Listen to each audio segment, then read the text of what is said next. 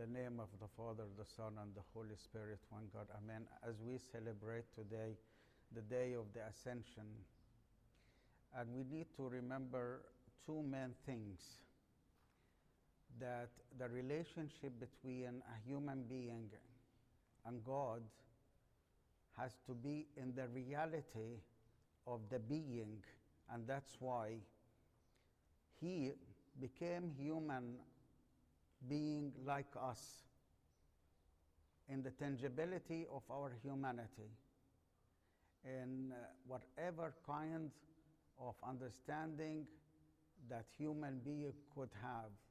But then we cannot stay on that limitation of our humanity. That's why he was ascended to heaven, just to tell us that we need to liberate ourselves from the tangibility of the relationship between us and him.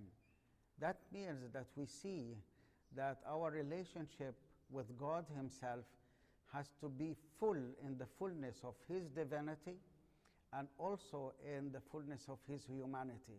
He became human being like us, so we would learn and had the vision and the intention to follow him and become like him, because he loved us so much that he became like us, so we will be like him.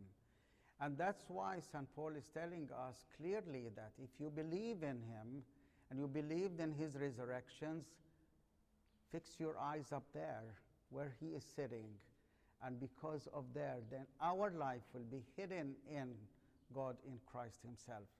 So your life is actually hidden in Christ, and that means that you need to have that balance between the tangibility of the spirituality and the beyond.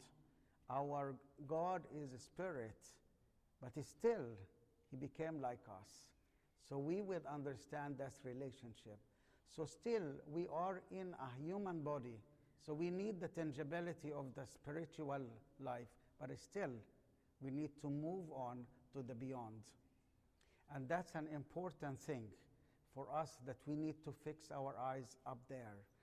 And the second point here, why he was ascended to heaven, because of course we cannot stay on that tangibility that we need to touch him all the time. That's why we need to grow in the spirit and to know that he is there, he is God, even though he became human being, but still he is God.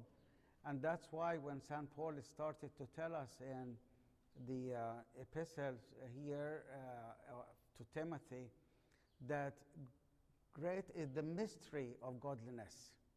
God became human. And that's an important, real message for all of us, that he became human being, he lived with us, but still he is the God. He is the omnipotent God, that he is the Savior.